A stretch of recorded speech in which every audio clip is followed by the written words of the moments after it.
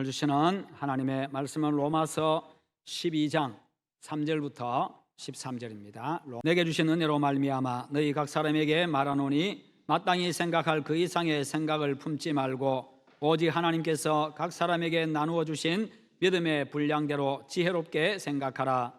우리가 한 몸에 많은 지체를 가졌으나 모든 지체가 같은 기능을 가진 것이 아니니 이와 같이 우리 많은 사람이 그리스도 안에서 한 몸이 되어 서로 지체가 되었느니라. 우리에게 주신 은혜대로 받은 은사가 각각 다르니 혹 예언이면 믿음의 분수대로 혹 섬기는 일이면 섬기는 일로, 혹 가르치는 자면 가르치는 일로, 혹 위로하는 자면 위로하는 일로 구제하는 자는 성실함으로 다스리는 자는 부지런함으로 긍휼을 베푸는 자는 즐거움으로 할 것이니라. 사랑에는 거짓이 없나니 악을 미워하고 선에 속하라. 형제를 사랑하여 서로 우애하고 존경하기를 서로 먼저 하며 부지런하여 게으르지 말고 열심을 품고 주를 섬기라. 소망 중에 즐거워하며 환난 중에 참으며 기도에 항상 힘쓰며 함께 봅니다. 성도들의 쓸 것을 공급하며 손 대접하기를 힘쓰라. 아멘. 오늘 말씀의 제목 같이 한번 읽어보겠습니다. 열심을 품고 주를 섬기라. 이. 어떤 사람은 to, 어떤 사람은 이. 영어를 잘하는 사람은 to로 하고. 지난번에 열심을 품고 주를 섬기라 말씀을 전했습니다. 오늘은 또 그 후반부의 말씀을 가지고 전하겠습니다. 여러분, 모든 일에는요, 모든 영역에는 프로가 있고 아마추어가 있습니다. 프로 하면 말 그대로 전문가를 의미합니다. 그런데 프로가 아마추어보다 항상 뛰어난 것은 아니지만은 아마추어가 프로를 이기는 것은 쉽지를 않습니다. 왜냐하면 프로는요, 그 일에 자신의 모든 것을 다 걸기 때문입니다. 취미 삼아서 하는 것은 아마추어지요. 아마추어는 열정은 있지만은 전문성은 떨어집니다. 프로는 목숨을 걸고 자신의 일에 매달립니다. 왜냐하면 살아남아야 되기 때문이고 이겨야 되기 때문이지요. 우리의 신앙생활도 마찬가지입니다. 그래야 우리가 영적 전쟁에서 승리를 할 수가 있습니다. 열정에 불타는 바울, 열정 덩어리였던 바울은요, 이렇게 다짐하고 선포했습니다. 나의 달려갈 길과 주 예수께 받은 사명, 곧 하나님의 은혜의 복음을 증언하는 일을 마치려 하면은 나의 생명조차 조금도 귀한 것으로 여기지 아니하노라. 그야말로 열정에 그냥 불타 있습니다. 그냥 그 가슴이요, 이 복음 때문에 그 가슴이 그냥 끓어오르는 바로 그와 같은 사람이었습니다. 열정이 없는 사람은 한가합니다. 왜냐하면 할 일이 없기 때문입니다. 할 일이 있어도 하지를 않습니다. 그냥 밀어버리고 하지 않습니다. 그러니 늘 한가합니다. 반면에 열정 있는 사람은요, 일을 만듭니다. 만들어서 일을 하고 또 그 일할 시간을 또 자신이 만들어내고요, 거기다가 일할 환경까지도 자신이 조성해서 어떻게든지 그 일을 하고야 말고 해내고야 맙니다. 그리고 열정은요, 사명을 완수하도록 만들어줍니다.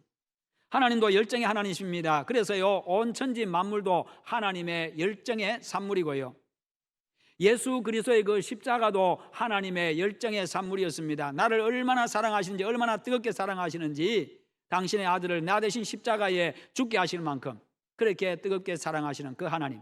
그래서 예수님의 십자가 역시도 하나님의 열정의 산물이었습니다. 성령도 불처럼 뜨겁게 역사하는 비전의 영이고 열정의 영입니다. 그래서 성령으로 충만한 성령의 사람은요, 그 비전을 성취하기 위해서 열정을 불태웁니다. 여러분 모두의 열정의 사람, 여러분 모두 열정의 사람, 성령의 사람이 되셔서 모든 열정을 다 쏟아붓는 신앙의 프로들이 다 되시기를 축원합니다. 지난주일에는 열심을 품고 주를 섬기되 하나님께서 주신 그 은사를 가지고 열심히 섬기라, 그렇게 말씀을 전했습니다.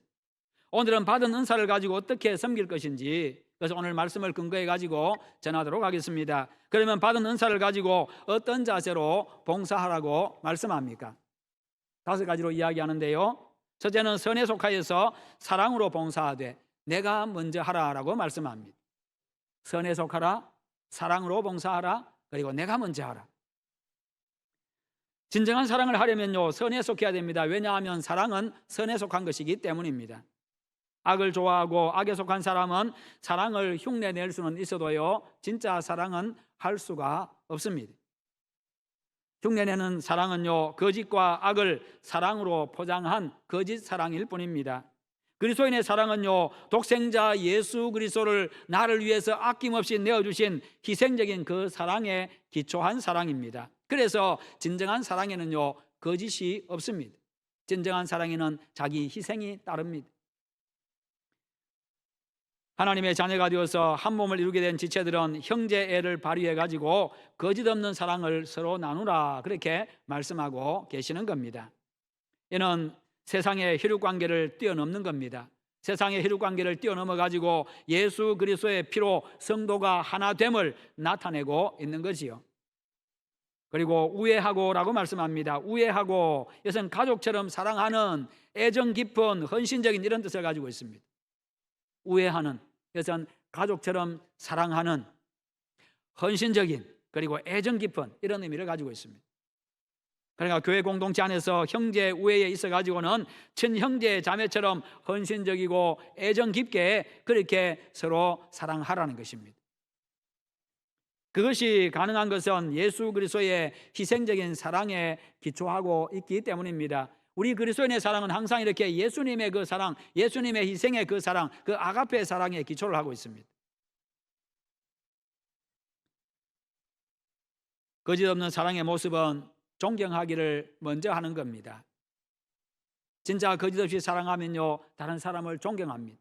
다른 사람을 존중합니다. 그 사람을 인정해 줍니다. 존경하기를, 이 말은요, 존경하기를 먼저 하라. 존경하기를, 이 말은 값을 매긴다, 가치를 계산한다, 이런 의미를 가지고 있습니다. 그러니까 존경한다는 말이 값을 매긴다, 가치를 계산한다, 이런 뜻을 가지다고 하는 것은요, 상대방을 존경한다고 하는 그 자체가 그 사람의 가치와 능력을 충분하게 인정해 주는 거라는 겁니다. 그 사람의 가치를 인정해 주는 게 바로 존경하는 겁니다. 내 옆 사람의 가치를 인정해 주는 것, 내 옆 사람의 가치, 나의 가치, 내 옆 사람의 가치, 그 사람의 가치가 어느 정도겠습니까? 바로 예수 그리스도만큼입니다. 왜냐하면 하나님은 나를 위해서 예수님을 희생하실 만큼 그렇게 사랑하시기 때문에 내 가치는 바로 예수 그리스도의 가치라는 것입니다. 뿐만 아니라 성경에서 분명히 말씀합니다. 한 영혼이 천하보다 귀하다고 말씀합니다. 내 옆에 있는 그 한 사람이 천하보다 귀한 사람, 천하보다 귀한, 천하보다 더 높은 가치를 가지고 있습니다. 그러니 여러분, 내 옆에 있는 사람, 앞뒤로 있는 사람, 우리 만나는 사람들, 성도들, 그렇게 그 가치를 인정해 주시기를 바랍니다. 그래야 존중하고요, 그래야 그 사람 앞에 예의도 지키고, 그래야 그 사람 앞에 친절할 수 있고요, 세워줄 수 있고 무시하지 않을 수 있습니다. 하나님이 천하보다 귀하다고 말씀하신 존재입니다. 하나님이요 당신의 아들하고 바꾼 그런 존재, 그런 가치를 가지고 있는 사람들이에요. 그 사람의 모습 관계없습니다. 그 사람의 처지 형편, 지식의 정도, 부의 정도, 아무런 관계없습니다. 그냥 그 사람 자체로 그런 가치를 가지고 있어요. 여러분, 공동체 안에서 각자 맡은 역할은 다르고 은사가 다르다는 것을 우리가 인정해 주어야 되고, 또 그것을 격려해 주어야 합니다. 그리고 먼저 하며라는 말씀이 나오는데, 먼저 하라, 이 말은 타인의 역할을 용납하고 인정하는 적극적인 자세입니다. 각기 다른 기능을 가진 모든 지체가 서로를 인정하고 자신의 역할에 충실하고 조화를 이룰 때에 하나님의 뜻을 온전히 이룰 수 있고 교회를 건강하게 든든하게 세울 수가 있습니다. 그렇습니다. 성도는 서로 사랑으로 봉사해야 합니다. 그래야 변화가 나타나고요, 이 죽은 영혼이 살아납니다. 고린도전서 13장에서 뭐라고 말씀합니까? 내 몸을 불사르게 내어준다 할지라도, 내 몸에 그냥 불을 지른다 할지라도 사랑 없이 하는 그 행동은 아무런 가치가 없다, 무의미하다라고 말씀하고 있습니다. 모든 우리 그리스도인의 모든 행위, 모든 것에는 바로 사랑이 근거가 되고, 사랑이 기초가 되고, 사랑이 동기가 되고, 사랑이 목적이 되어야 된다는 거예요. 사랑 없이는 영혼을 살리지 못하기 때문입니다.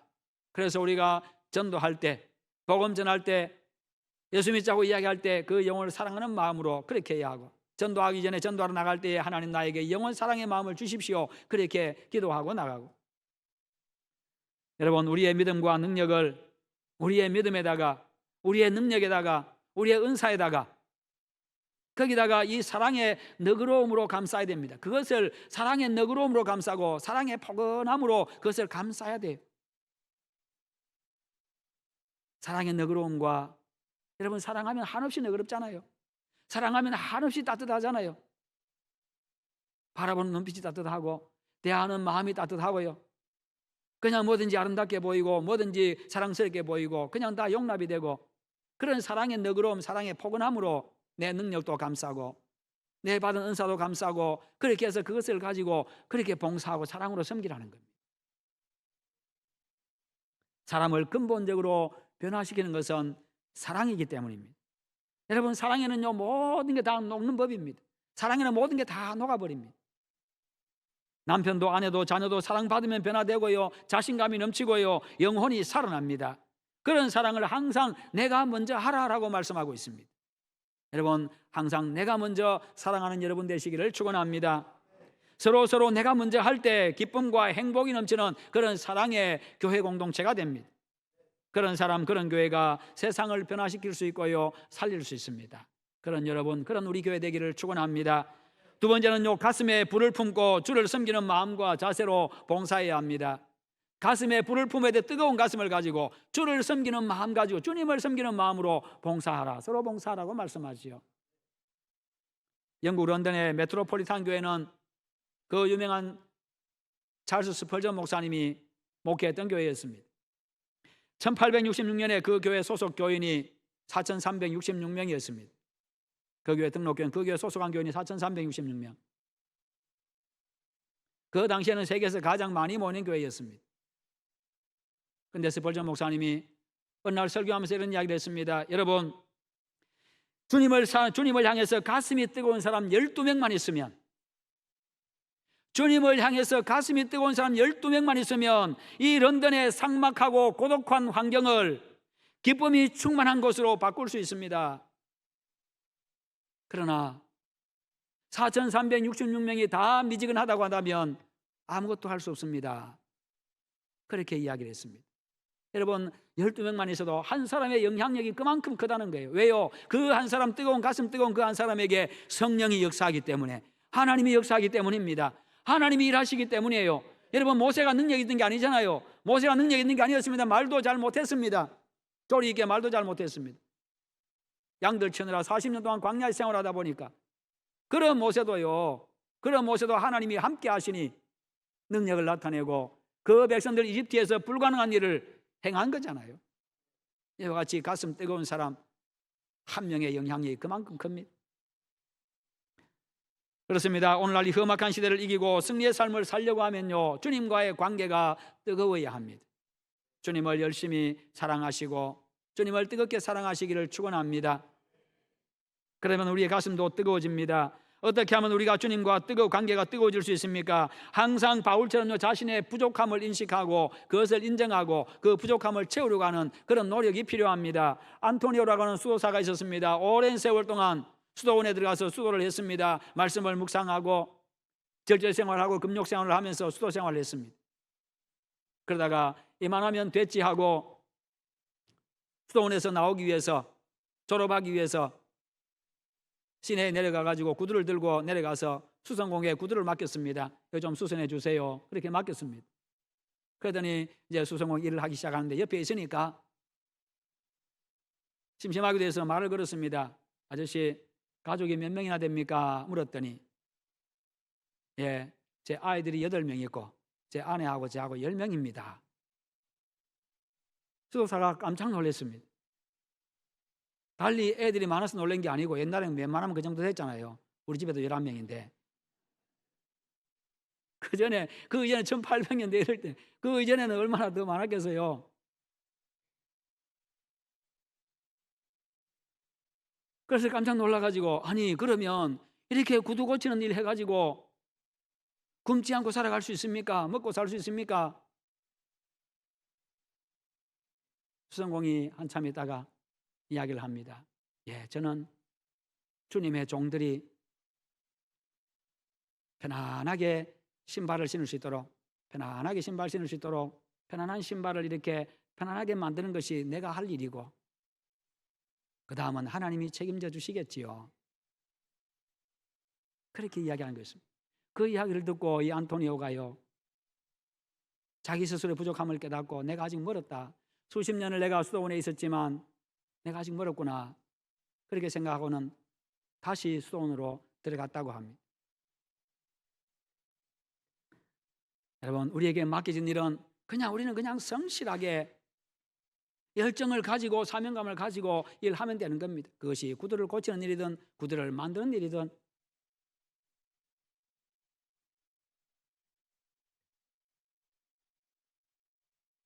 신앙에는 이만하면 됐지 자기 만족이 있을 수가 없습니다. 우리가 돈에는 자기 만족이 없습니다. 이만하면 됐지 할 때가 없습니다. 그런데 신앙에는 이만하면 됐지 할 때가 많이 생깁니다. 아이고, 이 정도 했으면 됐지. 아이고, 그만큼 했으면 됐지. 내가 몇 년을 내가 했는데 지금 내 나이가 몇인데. 근데 노래하잖아요. 내 나이가 어때서 노래하잖아요. 나이 관계없어요. 몇 년 했느냐 관계없. 주님 앞에 갈 때까지 자기가 섬기고 봉사하는 그 영역에서 하고 싶을 때까지, 할 수 있을 때까지 그냥 그렇게 섬기고 봉사하고.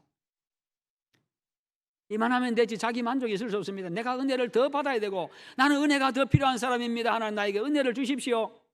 나는 내가 더 봉사해야지, 이런 마음 가져야 되고요. 내가 더 기도해야 되지. 내가 더 기도해야 되고, 나에게는 기도가 더 필요하고 봉사가 더 필요하고 은혜가 더 필요하고, 이런 마음들이 필요합니다.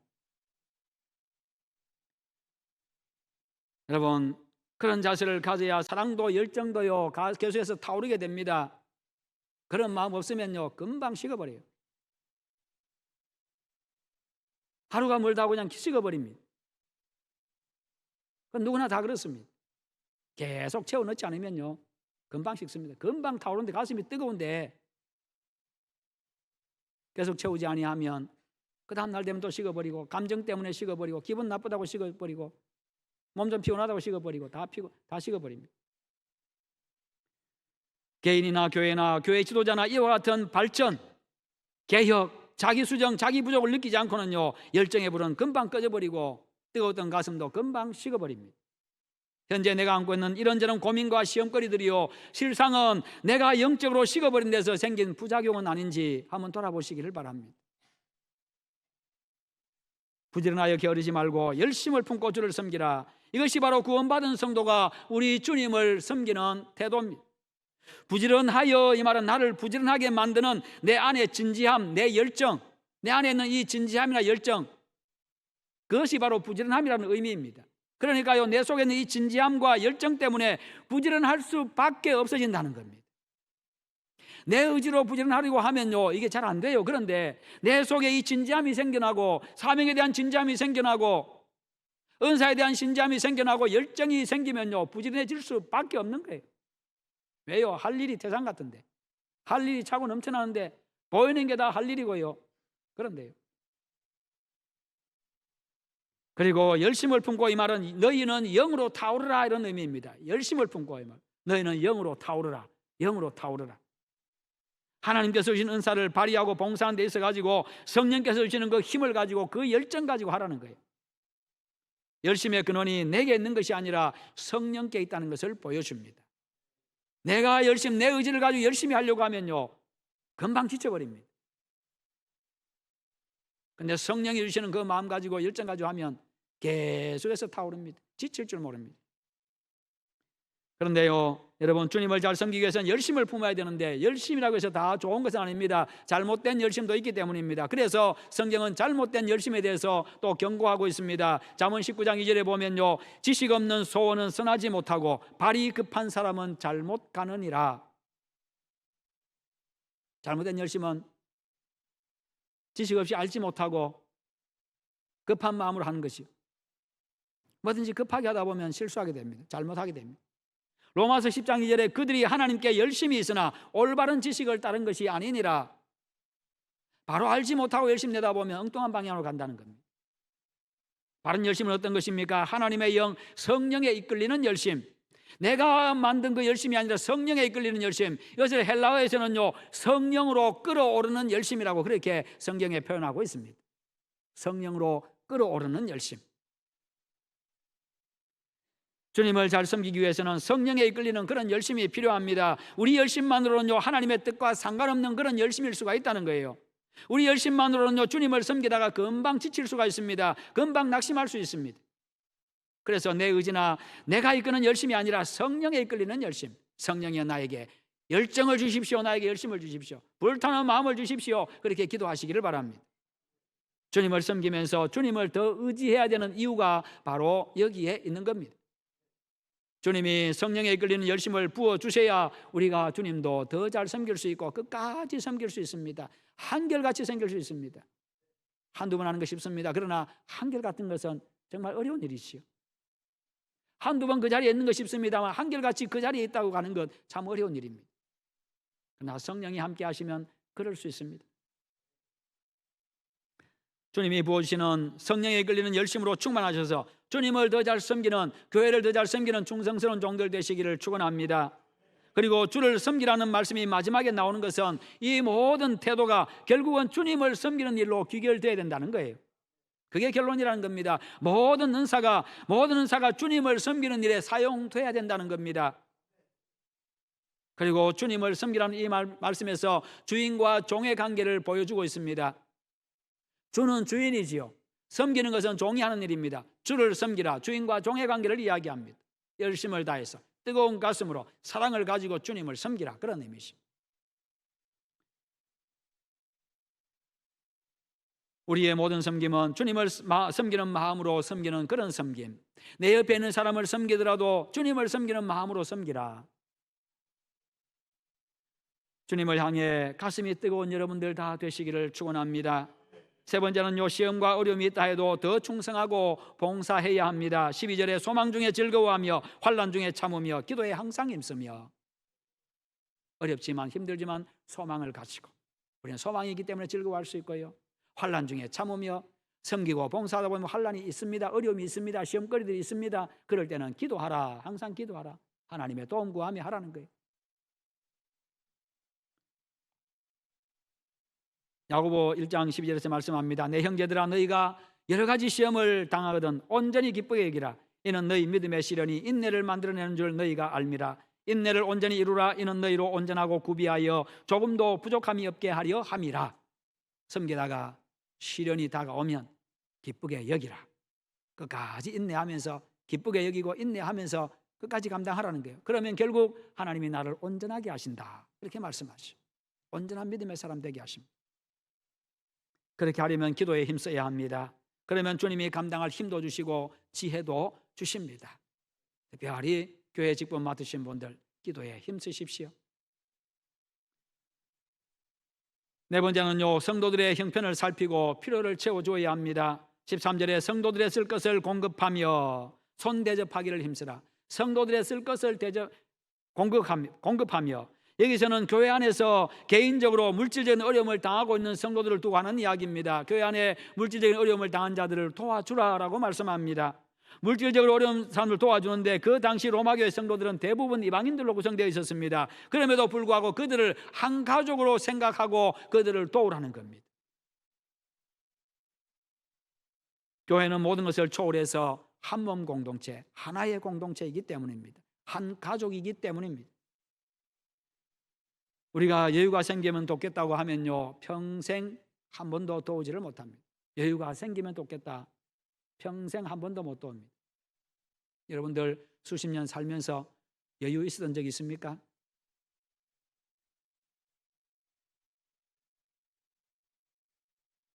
여유 있는 적이 한 번도 없어요.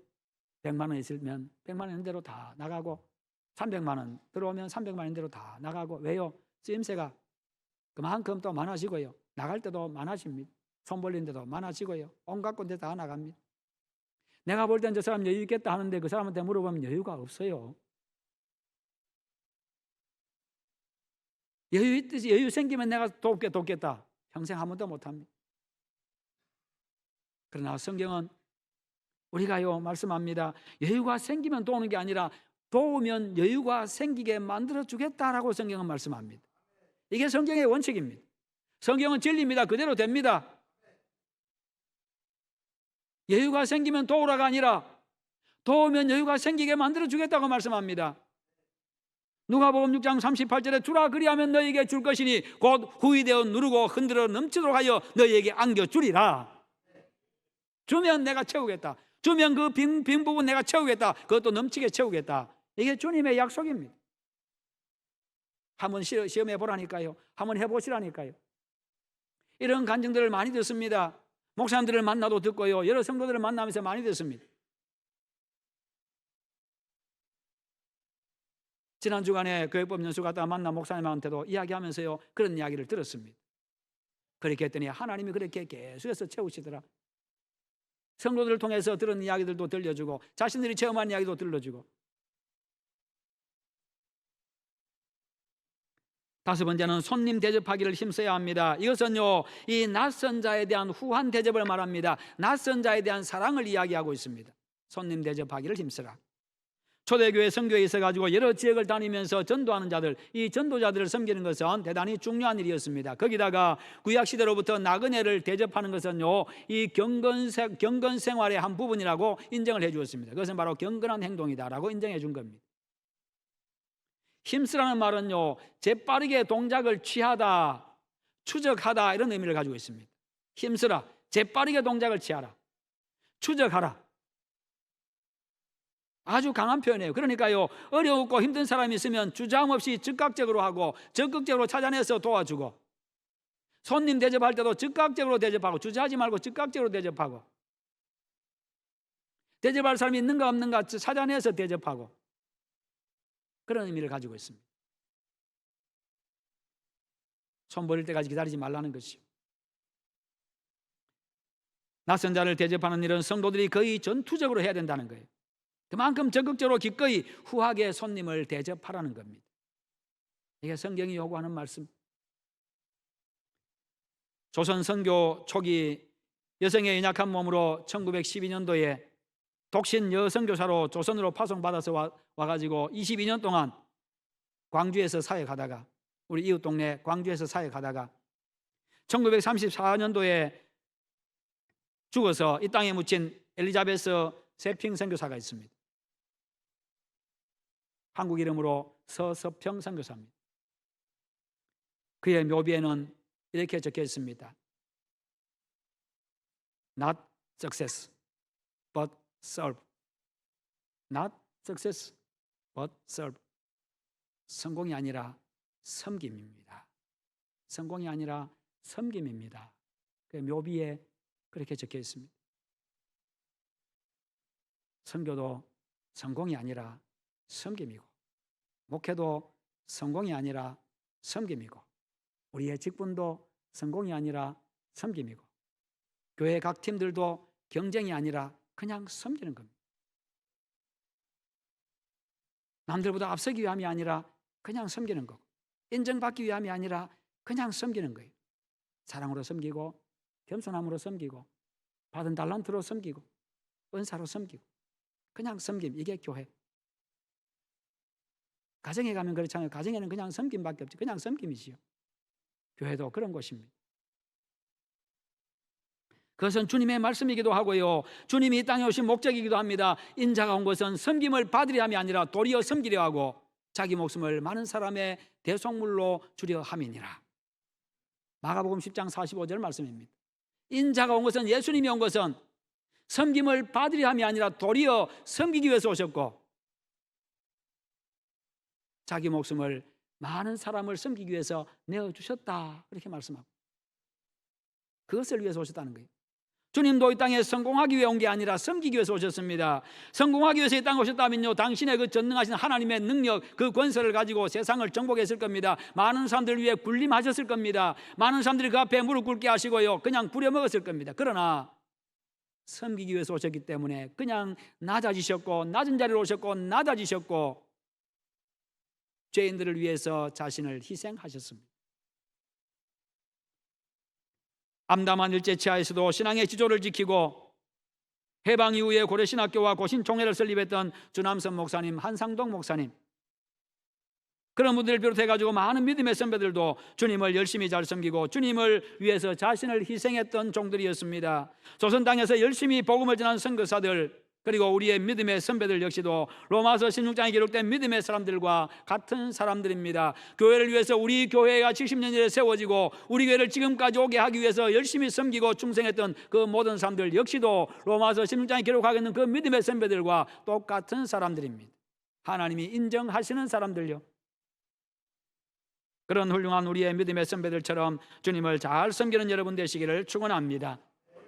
그래서 주님을 섬김이 여러분의 복이 되고 교회의 복이 되고 하나님께는 영광이 되는 그런 우리 교회가 되기를 주님의 이름으로 축원합니다. 기도하겠습니다. 하나님 감사합니다. 우리 하나님 함께 하심을 감사합니다. 은혜 베풀어 주심을 감사합니다. 우리가 열심을 품고 주를 잘 섬기게 하여 주시옵소서. 예수님의 이름으로 기도하옵나이다. 아멘.